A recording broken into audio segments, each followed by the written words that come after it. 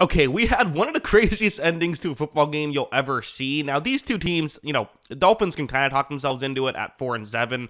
Saints at 2-9, harder to talk yourself into it. But ultimately, you play to win the game, as a wise man once said. The Saints are down 2 points with a minute 17 left, only one timeout. So just scored a touchdown. Obviously, you got to go for two. You see they're out to 7. There was a penalty that brought them back to this point. But Tyler Shuck is going to take the snap. He looks over the middle. And is this open? Not really here, right? But, you need the 2-point conversion. Like, you're going to have to hit an onside kick if you don't convert here. So might as well just take a chance. And as you see, oh no, Minkah Fitzpatrick reads that one so well. He's off to the races. I'm going to have to pause this just for a minute just due to copyright reasons. I'll resume it in a second. But he returns it all the way for the pick-2. And part of you's thinking like, hey, how much does that really matter? You're probably just going to recover the onside kick anyway. Well, let's go to the onside kick. So, okay.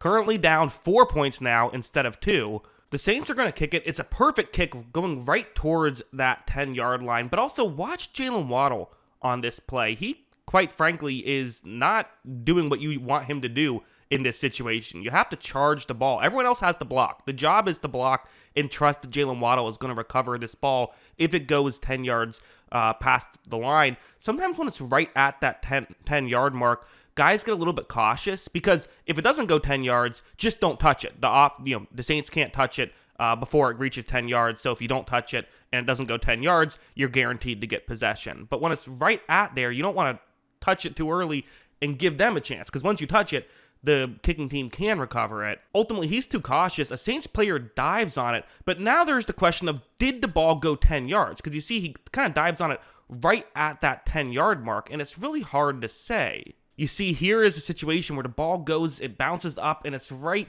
here. Pausing it right here, it looks as though he touches it just before. It's right at that yard marker. It looks as though he touched it right before. It's not possession. It's simply when you touch it.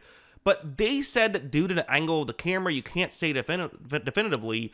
Remember, the call on the field was that it was a legal touch. They decided this was not undisputable evidence to overturn the call. So the Saints maintain possession and they get the ball into field goal range. Keep in mind, if Fitzpatrick just knocked that football away, well, they would be able to kick it. Now, the whole strategy would change, but in theory, they would be able to just kick a field goal and win the game. Now they can't do it. Now they need 7 here. So Shuck is going to decide, hey, well, let's not wait around. Let's try for it right here. Goes to Chris Olave, who has a shot, and oh no. Ball just kind of goes through his hands. Did the hard part of getting to it. Tough play for sure.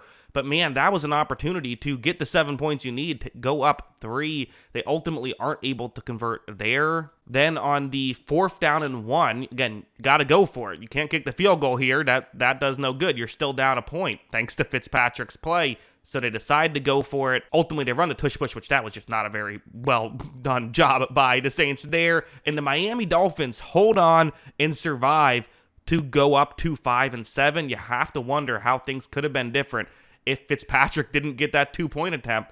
Also, the questionable onside kick stuff, ultimately doesn't end up mattering, and the Dolphins are able to win. Crazy finish, though.